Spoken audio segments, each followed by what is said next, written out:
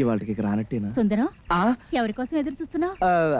నీకోసమే. సుందరం, మన ఊరు సిద్ధాంత్ గారు వచ్చే ఆదివారం బ్రహ్మాండమైన ముహూర్తం ఉంది, త్వరగా పెళ్లి చేసేసుకో అన్నారు. వచ్చే ఆదివారం అంటే ఇంకా 4 రోజులే ఉంది. ఇదిగో నాగమణి, నువ్వు ఇలా సిద్ధాంతుల మాటలు కోయిదల మాటలు వినకు. వాడు తాయితులు కట్టి మూలికలు మింగించి గొంతులు పిసికి కొలుసులు ఎత్తుకుపోతారు. చి నోర్మి, ఎట్లాంటి మంచి ముహూర్తం ఇంకా 50 ఏళ్ల దాకా రాదట. అందుకని వచ్చే ఆదివారం పెళ్లి చేసేసుకుందాం. ఇంకా బంధువులు పిలాలి, పెళ్లి బట్టలు కొనాలి, పిండి వంటలు చేయించాలి, వెంకటరత్న గారినేమో పెళ్లి పెద్దగా పిలవాలి. అబ్బో ఎన్ని పళ్ళు నీకే, మగ మహారాజువి. నాగమణి, నీకప్పుడే పెళ్లికి తొందర వచ్చింది, నా మాట విను. నేనెవరి మాట వినదలుచుకోలేదు. ఇట్లాంటి మంచి ముహూర్తం మళ్ళీ రాదంట. నీకెవరైనా బంధువులుంటే పిలుచుకో, నేను వెంకటరత్న గారి ఇంటికి వెళ్ళాలి. వస్తా. ఈ ముహూర్తం నా కొంప ముంచేలా ఉంది. దీని వాలకం చూస్తుంటే కాళ్ళు చేతులు విరిచేసి తాడు కట్టించుకునే ఉంది. అమ్మో, దడుచుకున్నావా సుందరం? అబ్బే లేదు. నీకు తెలుసా, వచ్చే ఆదివారం బ్రహ్మాండమైన ముహూర్తం ఉందిట. ఆ ముహూర్తాన్ని కనుక పెళ్లి చేసుకుంటే మన దాంపత్యం చాలా బాగుంటుందిట. నీలవేణి, మనం అమర ప్రేమికులం, మనకింకా పెళ్ళెందుకు చెప్పు? ప్రేమికులం లేదు, గాడిది గుడ్డు లేదు. పెళ్ళయ్యాకనే ప్రేమ దోమ. నువ్వు అంటే సరే, లేకపోతే నేను గోదావరి దూకి చచ్చిపోతా. ఆ భగవంతుడి గోదావరిని ఎందుకు సృష్టించాడు? పోనీ నా మాట విని ఒక్క నెల రోజులు ఆకూడదు? మళ్ళీ అలాంటి ముహూర్తం రావద్దు. నువ్వు అని సుందరం అనమంటుంటే అంటావా చావమంటావా? అమ్మయ్యా, నేను వెళ్ళొస్తాను. ఇంకా పెద్దవాళ్ళకి చెప్పాలి, శుభలేఖలు అచ్చేయించాలి. ఎన్ని పనులు, నాకు సిగ్గేస్తుంది బాబు. గోరు చుట్టు మీద రోకట్ పోట్లాగా దెబ్బ మీద దెబ్బ, దెబ్బ మీద దెబ్బ.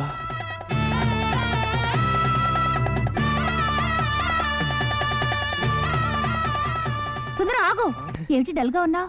చలి జ్వరం వచ్చినట్టుగా ఉంటాను. జ్వరమా? అబ్బే లేదే, చల్లగానే ఉంది. అన్నట్టు సిద్ధాంతి గారు చెప్పిన ముహూర్తం, నిన్ను కూడా పెళ్లి ఆ ముహూర్తానికి మనం పెళ్లి చేసుకు తీరాలి సుందరం. అదే నీ మాట కోసం ఎదురు చూస్తున్నాను. అయితే వెంటనే టెలిగ్రామ్ ఇచ్చి మా వాళ్ళని పిలిపిస్తాను. ఉచ్చుల్లో ఇరుక్కుపోయేటట్టున్నాను. 50 ఏళ్లలో ఇంత మంచి ముహూర్తం లేదా? అయితే ఈ ముహూర్తానికి సుజాతను పెళ్లి చేసుకోవాలి. ఎలాగైనా సరే సుజాతను ఒప్పించి తీరాలి. సుజాత గారు, మీతో అర్జెంట్గా మాట్లాడాలి, కొంచెం పక్క వస్తారా? పద. ఏమిటి నిన్న మొన్న రాలేదు? ఎక్కడండి, ఎడాపెడా వాయించేస్తుంటే జనం. బట్టలు కొట్టమని, పెళ్లిళ్ళ సీజన్ కదా. ఈ పెళ్లిళ్ళ సీజన్ ఒకటి పళ్ళ సీజన్ లాగా. అన్నట్టు మీకు శుభవార్త. ఈ మాఘమాసంలో కనుక పెళ్లి చేసుకుంటే కాపురం అదిరిపోతుందంట. ఏమంటారు? ఎవరు చెప్పారట? సిద్ధాంతి. 50 ఏళ్లలో ఇలాంటి అద్భుతమైన ముహూర్తం లేదని, ఇక రాదని. అయితే చేసుకో. అదేమిటండి, పెళ్లి అనేది ఇద్దరు కలిపి చేసుకో. ఈ వెర్రి మోర్రి ముహూర్తాలంటే నాకు మహా చిరాకు. పరిస్థితులు ఇద్దరికి ఎప్పుడు అనుకూలంగా ఉంటే అప్పుడే పెళ్లి, అంతేగాని ఈ శకునాలు, ఈ జాతకాలు చచా ఇవన్నీ నాకు గిట్టవు. అంటే పిల్లి ఎదురొచ్చినా సరే వెళ్ళిపోతారా? నిక్షేపంగా. బల్లి మీద పడ్డా స్నానం చేయరా? ఆహా, ఏ నువ్వు చేస్తావా? నేను అసలు స్నానమే చేయను అనుకోండి. అదే బల్లి మీద పడితే. చాలా ఉన్నాయి సుందరం. కాకి ఇంటి మీద వాళ్తే బంధువులు వస్తారట. మూఢనమ్మకాలు. కుక్క ఏడిస్తే ఎవడో చస్తాడట. అవును, బట్టల సత్తిగాడి బామ్మ కూడా ఇట్టాగే చచ్చిపోయిందట. ఏడ్చాడు మాట, నేను నమ్మితేకే. మొగుడు పోయినాడు ఎదురొస్తే అశుభమా? ఇందులో ఆవిడ దోషం ఏమనుందా చెప్పు? చాలా అన్యాయం. అసలు ఈ మూఢనమ్మకాలన్నిటికీ కారణం ఏమిటో తెలుసా? అజ్ఞానం, అవిద్య. అందుకే కదండి మీ దగ్గర నేను ప్రైవేట్కి వస్తా. నేను బాగా చదువుకుని మూఢనమ్మకాలను ఖండిస్తూ పుస్తకం రాస్తాను. కుడిక నదురుతోంది సత్యం. మళ్ళీ ఇదేం జబ్బు? ఛీ, అది సరే, మన పెళ్లి మాఘమాసంలో. మళ్ళీ మాఘమాసం అంటావు? అసలు పెళ్ళే చేసుకోను. ఏమిటంట? నాకు శుభార్త చెప్పావుగా, ఇప్పుడు నేను నీకు శుభార్త చెప్తాను. నేను ఈ ఊరు వదిలి రేపు వైజాగ్ వెళ్ళిపోతున్నాను ట్రైనింగ్. ఈ విషయం ఇంతకు ముందే చెప్పారుగా? అప్పుడు చెప్పాను, ఇప్పుడు ఆర్డర్స్ వచ్చాయి, రేపే బయలుదేరుతున్నాను. మరి నా సంగతి? మీరు వేళాకోళం చేస్తున్నారు. మీరు లేకుండా నేను ఉండగలనా? పిచ్చా, మళ్ళీ 4 రోజులు వచ్చేస్తానుగా. 4 రోజులా? 4 రోజులంటే మీరు రావక్కర్లేదు, నేనే వస్తాను. వినండి, ఈ పల్లెటూరులో ఎంత కష్టపడినా శ్రమదండగే కానీ డబ్బు రాదు. నేను మీతో పాటు వైజాగ్ వచ్చేస్తాను. అక్కడ మీరు ఏదైనా కాన్వెంట్లో చేరుతారు కానీ నేను ఏదైనా టైలరింగ్ షాప్ పెట్టుకుని మన ఇద్దరం 4 చేతులా సంపాదించి అవసరమైతే ఏదైనా బ్యాంకులో లోన్ తీసుకుందాం. నా మాట కాదనకండి. చూద్దాం. కానీ చూద్దాం అంటే కాదు, నేను కూడా రేపు మీతో పాటు వైజాగ్ వచ్చేస్తున్నాను, అంతే.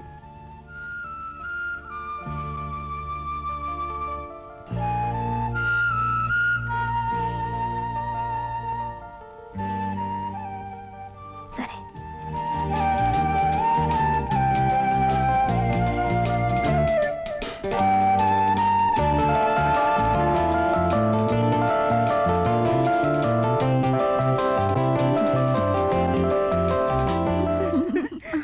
తొందరగా నడవండి, ఇంటికి వెళ్దాం. ఏంటి పెళ్లి నడక నడుస్తావు పదా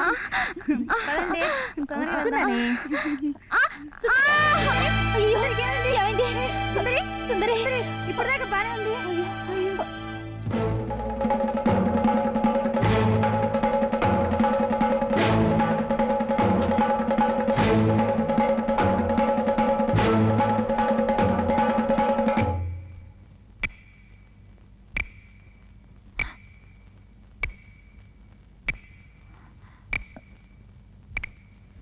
సీను, సుందరి గర్భవతి.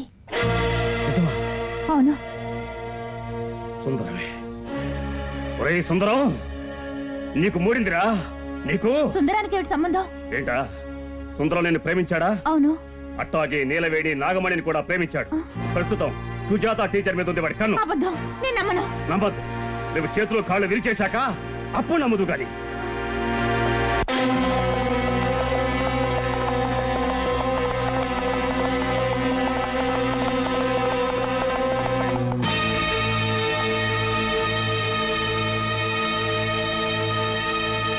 ఇన్నాళ్ళు ఎందుకు చెప్పలేదురా? అది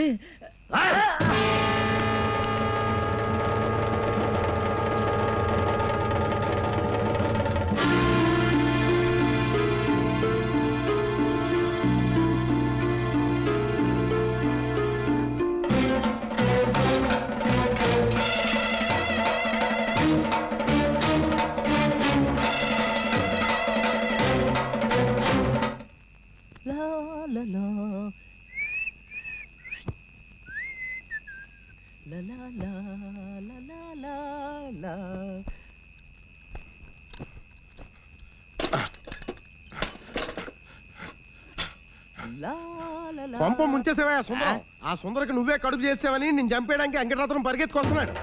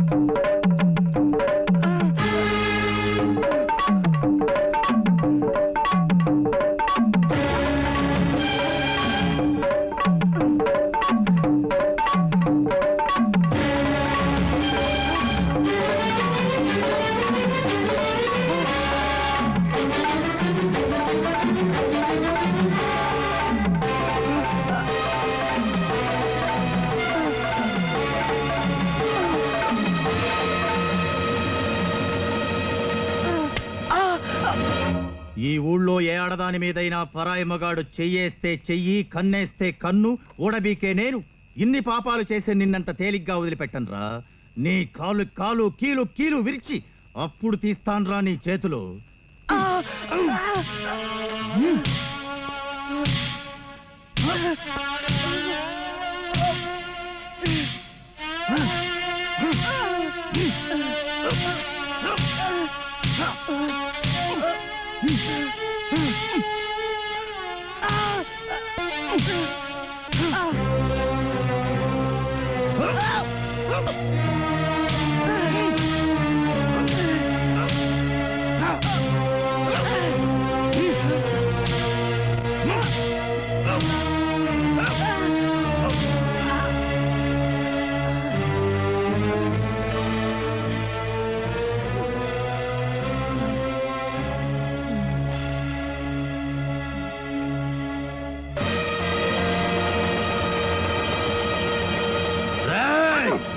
తప్పు చేసింది సుందరం కాదు.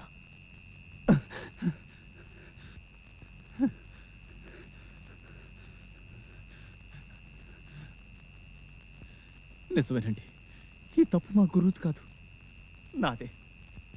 పుట్టుమచ్చున్న పిల్లల్ని పెళ్లి చేసుకుంటే మహారాజు యోగం పడుతుందన్న మాటను నేను నమ్మాను. కానీ మా గురువులా నేను బయటపడలేదు. గుట్టుగా వెతికేవాడిని. అప్పుడప్పుడు మా కొట్టుకొస్తున్న సుందర అమాయకత్వం నన్ను రెచ్చగొట్టింది. నేను తప్పు చేశానండి. ఏమండి, నన్ను మన్నించండి.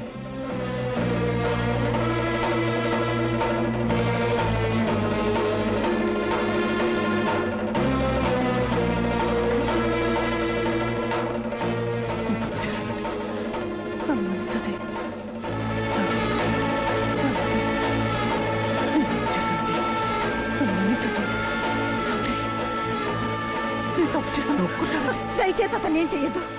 ఎప్పుడో మీ చెల్లెల్ని ఎవరో మోసం చేశారని ఈ ఊళ్ళో ఎవరేం చేసినా దండిస్తూనే వస్తున్నావు. ఇలా ప్రవర్తించడం వల్ల జరిగే అరాచకాలన్నీ ఆగిపోతున్నాయా చెప్పు. ఇప్పుడు అతని కాళ్ళు చేతులు నరికేస్తే ఆ సుందరి గత ఏమిటి? నీ మూర్ఖత్వంతో అమాయకురాలి బతుకు బండలు చేయకు. రేపా వెర్రి తల్లి పుట్టిన బిడ్డని ఒళ్ళో పెట్టుకొని అమాయకమైన చూపులతో నిన్ను ప్రశ్నిస్తే సమాధానం చెప్పగలవా? చెప్పు. పశ్చాత్తాపడ్డ మనిషిని క్షమించడం మానవత్వం అవుతుంది. పన్నుకి పన్ను, కన్నుకు కన్ను అనేది ఆటవిక న్యాయం, రాక్షసత్వం. ఒక సింహాన్ని లొంగ తీసుకోగలవు, కానీ బెదిరించి ఒక్క పువ్వుని వికసింపచేయి చూద్దాం. దౌర్జన్యం అన్ని వేళలా గెలవదు. ప్రపంచంలో ఏ వ్యక్తినైనా లొంగ తీసుకోగల శక్తి ఒక్క ప్రేమకే ఉంది. ప్రేమ, దానికున్న గౌరవాన్ని కూడా పోగొట్టాడు సుందరం.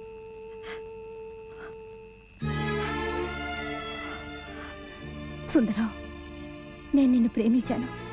ఎందుకో తెలుసా? నీ అమాయకత్వానికి, చిలిపితనానికి ముచ్చటపడి. కానీ నువ్వింత నీచుడివి, మూర్ఖుడివి అనుకోలేదు. నువ్వు మహారాజ యోగం పట్టాలన్న మూర్ఖత్వంతో ఇంతమంది జీవితాలతో ఆడుకున్నావని తెలిసాక ప్రేమంటేనే అసహ్యం వేస్తుంది. మూఢనమ్మకాల ఊబిలో కూరుకుపోయిన నీలాంటి దౌర్భాగ్యాన్ని ప్రేమించినందుకు సిగ్గుపడుతున్నాను. నేనే కాదు, వాళ్ళు కూడా. వాళ్ళను క్షమాపణ అడిగి ఈ ఊరొదిలి వెళ్ళిపో. ఇందులో మా తప్పు కూడా ఉంది టీచర్ అమ్మ. ఇక జీవితంలో పెళ్లి కాదేమనని బాధపడుతున్న మేము మాయ మాటలకు మోసపోయాం. ఇంకా మంచోడు కాబట్టి సరిపోయింది. ఎన్నో అవకాశాలు వచ్చినా మాకు మాత్రం ఏ అన్యాయం చేయలేదు. చూసావా సుందరం, వాళ్ళకి నువ్వెంత ద్రోహం తలపెట్టినా నిన్నెలా క్షమించారో. నన్నెవరూ క్షమించకండి. నేనందుకు అర్హుణ్ణి కాను. మీరన్నది నిజం సుజాత గారు. నేను ఈ ఊరు వదిలిపెట్టి వెళ్ళాలి. తప్పకుండా వెళ్ళిపోతాను. చేతిలో ఉన్న బంగారం లాంటి విద్యను కాదని, కష్టపడకుండా శ్రీమంతుడినవుదామని తాపత్రయపడ్డాను. మహారాజునైపోతున్న భ్రమతో ఇంతమందిని బాధ పెట్టాను.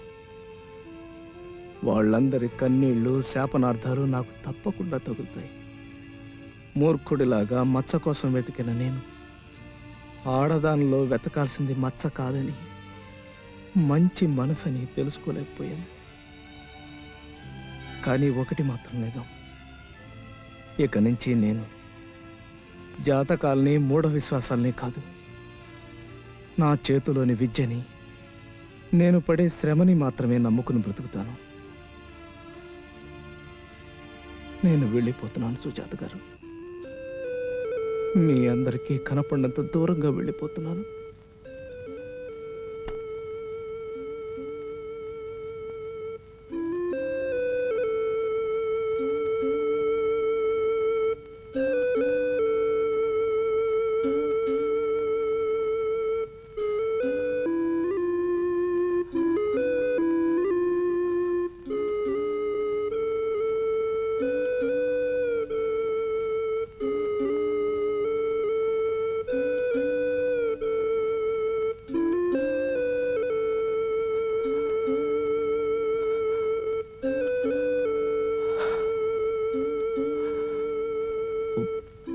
వెళ్తాను.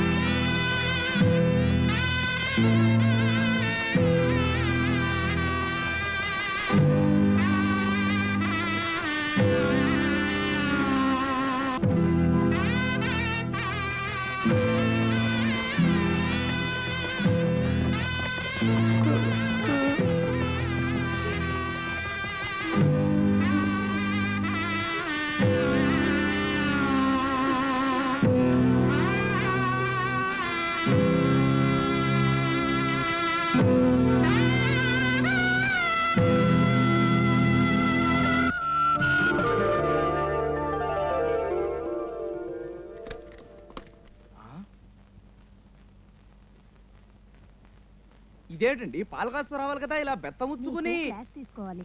అవును, మత్సని మహారాజునవుతానని ఆశపడ్డావే, ఇంతకీ నాకు ఆ మచ్చలేదు తెలుసా? నిజమా? ఏది చూడనివ్వండి. చెప్తే నమ్మకలేదా ఏమిటి? మరి ఆ రోజు దళ్ళు ఆ పుట్టుమచ్చ సుందరు నాకు అచ్చంగా ఏనుగు దొరికేసింది తెలుసా? ఏనుగా? నేను